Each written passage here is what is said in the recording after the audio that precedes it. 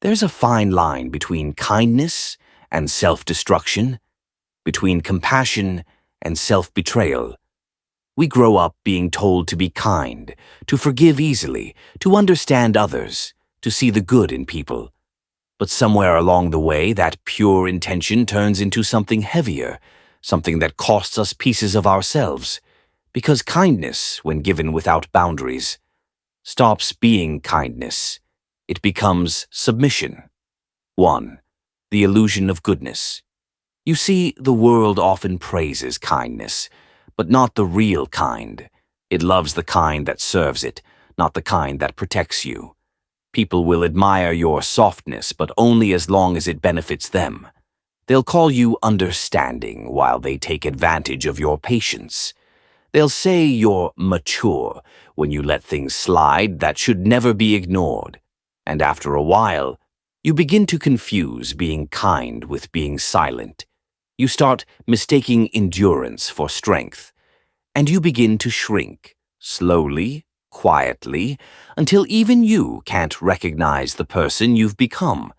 Because every time you bite your tongue to keep the peace, every time you say it's okay when it's not, you're not choosing harmony. You're choosing self-erasure. So 2. The cost of endless compassion. There's something dangerous about always seeing the best in people, because when you refuse to see their flaws, you'll make excuses for their cruelty. You'll carry guilt that was never yours to bear. You'll stay in relationships that drain you. You'll defend people who never defended you, and you'll keep giving chances to those who've already shown you who they are. Kindness without discernment becomes self-sacrifice, and sacrifice when one-sided becomes suffering. You can't save people who enjoy being broken. You can't heal someone who uses your empathy as a cushion for their own irresponsibility.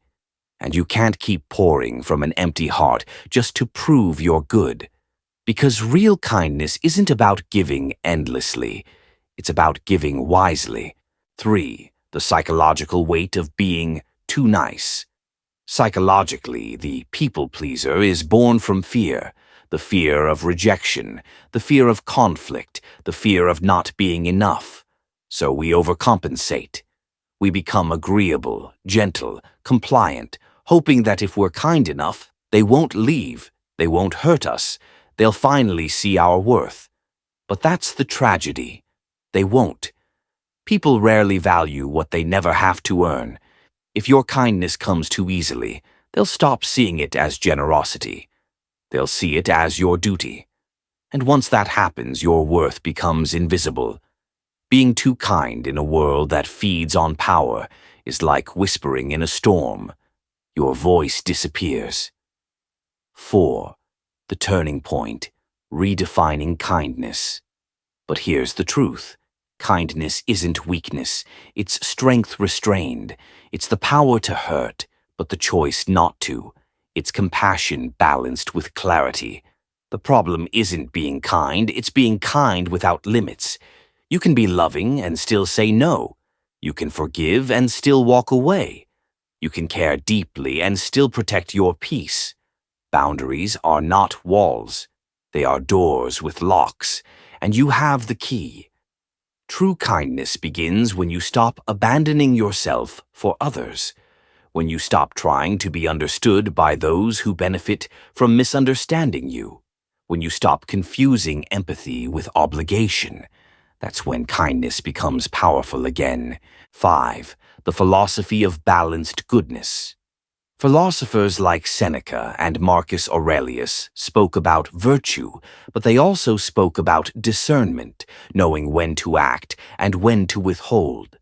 Even the Stoics, known for their calm and reason, warned that unguarded compassion could corrupt the soul. Because a person who cannot say no is not kind, they are captive. Balance is the essence of wisdom.